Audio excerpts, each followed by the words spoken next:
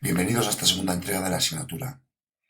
La primera, estuvimos tratando de hacer o atar cabos entre esta asignatura, Psicobiología de Educación, y otras materias que estáis estudiando, como Psicología del Desarrollo o Psicología de la Educación. Para ello construimos una pirámide del neurodesarrollo apoyándonos en la aportada por Lázaro y Berruezo en 2009.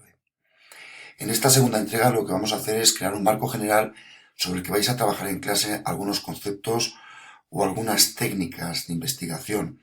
Aquí no vamos a profundizar en técnicas como la tomografía axial computarizada o la resonancia magnética funcional.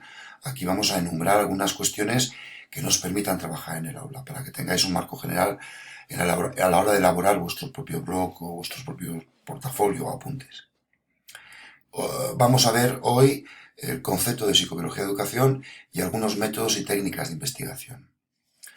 Para definir el concepto de educación, qué mejor que ir definiendo cada uno de los conceptos que están dentro del título de la asignatura: psicología, biología o neurociencias y educación. Advierto que las definiciones que vamos a dar son extraordinariamente generales y por tanto probablemente injustas porque no afinan en concreto estas disciplinas. Pero para lo que en este momento nos convoca, que es hacer una definición general, no son suficientes. Así, por ejemplo, por psicología entendemos aquella disciplina que explica y comprende el comportamiento humano. Advierto que comportamiento humano no es solamente aquello que es observable. Todos los procesos mentales, tanto de pensamiento, emocionales, etc., son procesos no observables fácilmente por fuera, pero efectivamente es conducta que estudia la psicología. Las neurociencias es un conjunto, veremos luego, es un conjunto de disciplinas que tratan de comprender las estructuras biológicas. Y por último, educación. Tenéis en vuestra cabeza seguramente una idea de lo que es la educación, ya habéis estudiado probablemente definiciones que han dado distintos autores. Esta es excesivamente global, pero suficiente. Sería la disciplina que estudia los procesos de apoyo al crecimiento y facilita el empleo de las potencialidades del niño y de la niña en apoyo a su autonomía y a independencia. Pues bien, tomando estas tres definiciones, podríamos decir que la psicobiología de la educación es la disciplina que trata de entender las estructuras biológicas que se encuentran en la base del comportamiento en relación a los procesos del crecer y del madurar. Esto significa que las neurociencias, que han tenido una gran explosión en las últimas décadas con el desarrollo de las técnicas de la neuroimagen, van a sustituir las teorías y las aportaciones de la pedagogía y de la psicología, ni mucho menos. Podemos decir que existe una gran confluencia entre ellas, puntos de acuerdo que permiten profundizar entre todas ellas en muchas cuestiones útiles para el trabajo en el aula con el niño y con la niña. Un ejemplo o muestra de todo ello sería, por ejemplo, las grandes teorías de la psicología que ya conocéis y estáis estudiando o habéis estudiado en psicología de la educación. Perdón, en psicología del desarrollo. Por ejemplo, el psicoanálisis es una de las grandes teorías, el conductismo o el cognitivismo.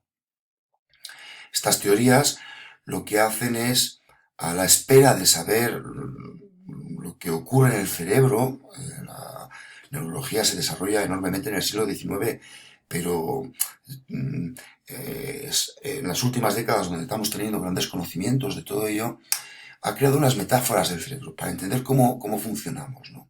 Por ejemplo, el psicoanálisis tiene una metáfora hidráulica, es un conjunto de energías, lo llaman pulsiones, que atraviesan distintas instancias que son desde el propio cuerpo hasta llegar a la realidad para poder satisfacer los propios deseos, ¿no? Atravesando otras estructuras como la normativa o la ética. Este atravesamiento por las distintas estructuras de lo pulsional hace que esto entre en conflicto y es en el conflicto, en la urdimbre del conflicto, donde nos constituimos como seres humanos, como sujetos. Es una metáfora, por lo tanto, hidráulica. El conductismo es una metáfora mecánica. Dice: yo del organismo, miren ustedes, no puedo saber mucho, pero lo que sí que puedo saber es aquello que observo, los estímulos que entran en el organismo y las respuestas que salen del organismo.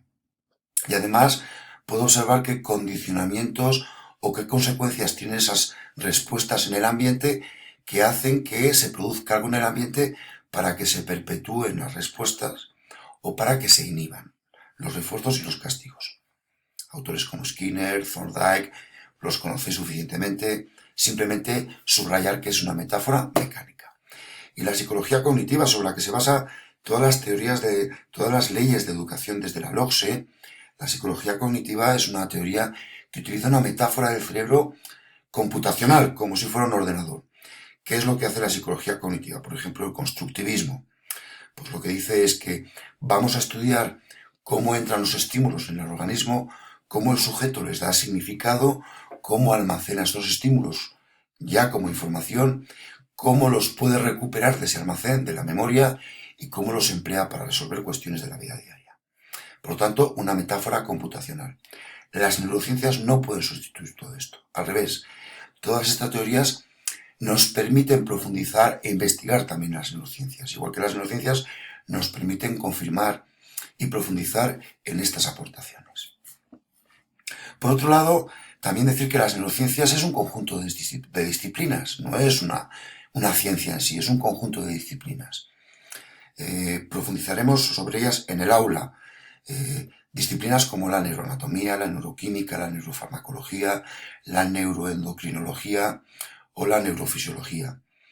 La psicobiología es, en el fondo, una disciplina que trata de coger aquellas aportaciones de estas otras disciplinas que están en relación, estos aportes, a la conducta humana para su comprensión y construir con ello un corpus que nos permita entender la conducta humana desde el punto de vista de las neurociencias.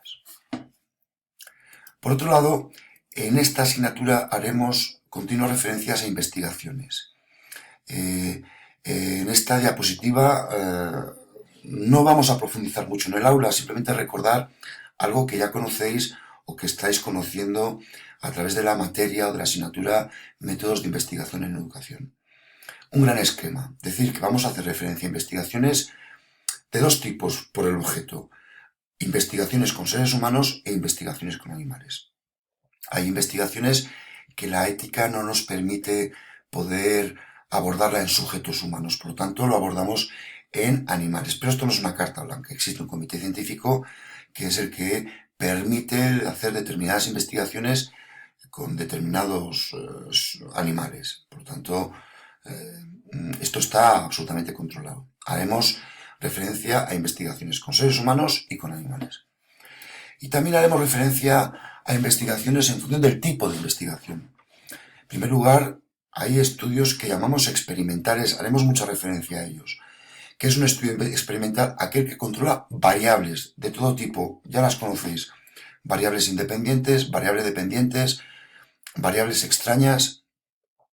Una variable dependiente es la conducta que vamos a investigar en la investigación. Una variable independiente es aquella que vamos a manipular para ver cómo afecta la manipulación a la conducta observada, a la variable dependiente. Y las variables extrañas es el conjunto de condicionamientos que pueden afectar a la variable dependiente y que tenemos que controlar para que no nos perturbe los resultados.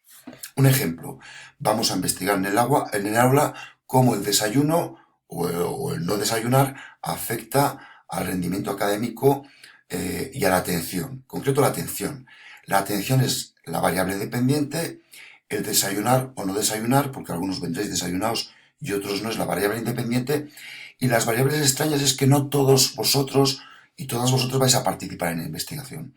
Yo voy a seleccionar a los sujetos de investigación por sexo, por edad, por hábitos, por una serie de condiciones que pueden afectar a la atención, a la variable dependiente. Y luego haremos referencia a estudios no experimentales. Estudios no experimentales son de dos tipos. Los cuasi experimentales, que son como los estudios experimentales, pero no controlamos variables extrañas. Por ejemplo, en la investigación, ejemplo que hemos puesto antes, todos y todas participaríais en ella. Eso sería un estudio cuasi experimental. Y luego estudios de caso único, que pondremos muchos casos.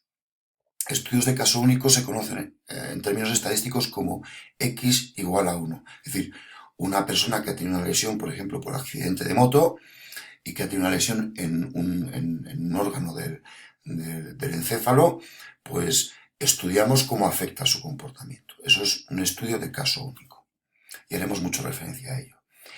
Y por último, en las investigaciones haremos referencia a técnicas. Aquí simplemente las vamos a enumerar, no vamos a profundizar en lo que es una resonancia o unos rayos X de contraste, ¿no? En ellos profundizaremos en el aula. Simplemente para que tengamos un esquema general de todo ello y podáis tomar nota. Existen métodos de estudio para visualizar el encéfalo. Son las técnicas de neuroimagen que se han desarrollado tanto en los últimos 30 años. Rayos X de contraste, tomografías axiales computarizadas o TAC, que seguramente lo conocéis mejor, resonancia magnética nuclear, tomografía por emisión de positrones, resonancia magnética funcional, magnetoencefalografía. También existen métodos de estudio de registro de la actividad psicofisiológica, encefalografía, electromiografía, conductividad de la piel o electrocardiograma. Un ejemplo simple.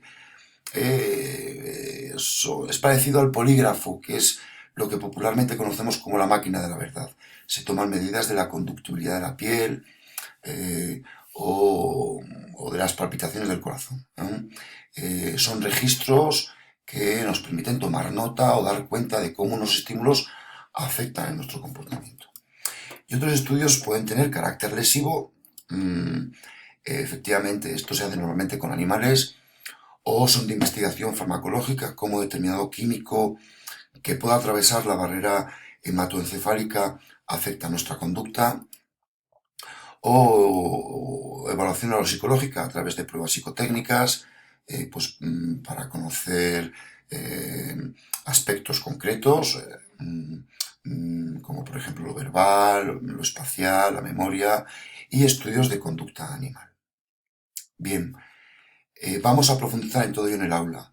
Con esta segunda entrega, tratad de tomar nota para coger un poco las claves generales para ir elaborando vuestro blog y profundizaremos allí. Y es allí donde nos veremos en el aula.